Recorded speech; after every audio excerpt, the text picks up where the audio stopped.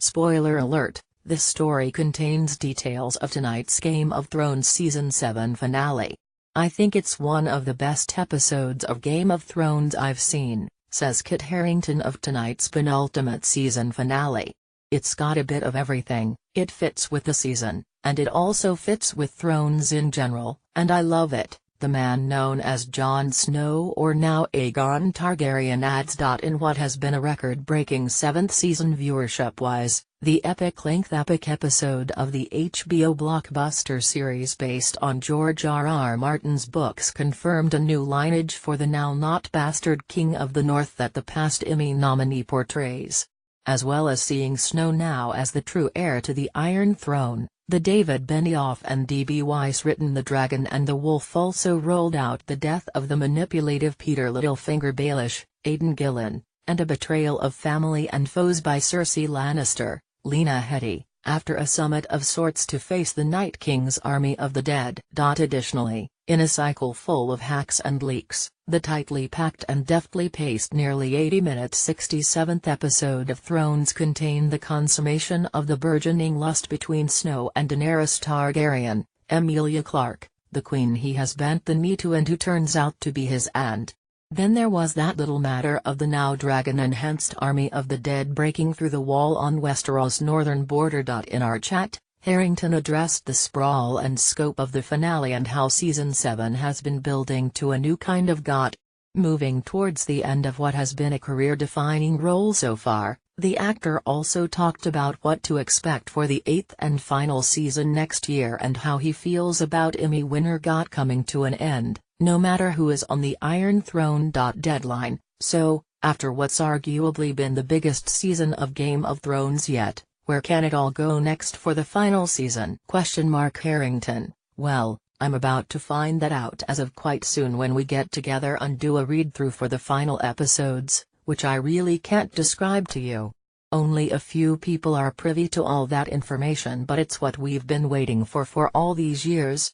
We've all been discussing in bars as actors and together on set what will happen in the final season, and very soon, we get to find out. Of course, you guys won't get to find out for a long time. Deadline, not until next year, Harington. Exactly, but I mean, if you ask me what I think will happen, I think it's got to end with some serious fighting. You have to presume that that army of the dead is going to take a little while to get south, but we just don't know. So it's a hell of an ending because it's the thing that we've all been waiting for. They're now south of the wall. Deadline. In a jam-packed season of sometimes longer than ever before episodes, what is the most important aspect of the Season 7 finale for you, for Jon Snow? Harington: I think it's one of the best episodes of Game of Thrones I've seen. It's got a bit of everything, it fits with the season, and it also fits with Thrones in general, and I love it. I feel very soppy about it at the moment. Deadline. No shame in that, but specifically what do you love about it so much? Harington: I think the major part of that episode, which really was really strange for all of us as actors, was being in that dragon pit and everyone being there just facing each other, like every character. I say, it's more for us as actors with every actor in the series that we'd ever thought about working with. You have to try and remember that a lot of these people knew each other by rumor, but had never met. So I, or Jon Snow, had no idea what Cersei looks like. Well, I had from the first episode of the first season, but no idea how she is, how she interacts, how she works. So that was a major thing for the episode and the series. Deadline. Was that your favorite individual part of the finale? Harington: I think that the really poignant bit for me, my favorite moment really in the episode, just on a personal level, was I was getting to work with Alfie Allen again and do the scene with Theon where they meet in the Dragonstone throne room. I love that scene because I love what Alfie does with his character. I've loved his journey this season. I think that's just really interesting to look at how those characters and the journeys they've been on since they interacted in that first season.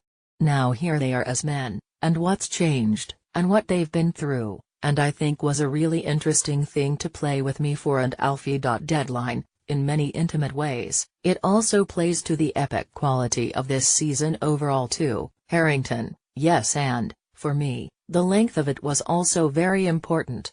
Usually, we don't see it until it comes out, but I watched it doing some audio commentary. I think, for me, the length of it being about an hour and 20, really sets up what to expect for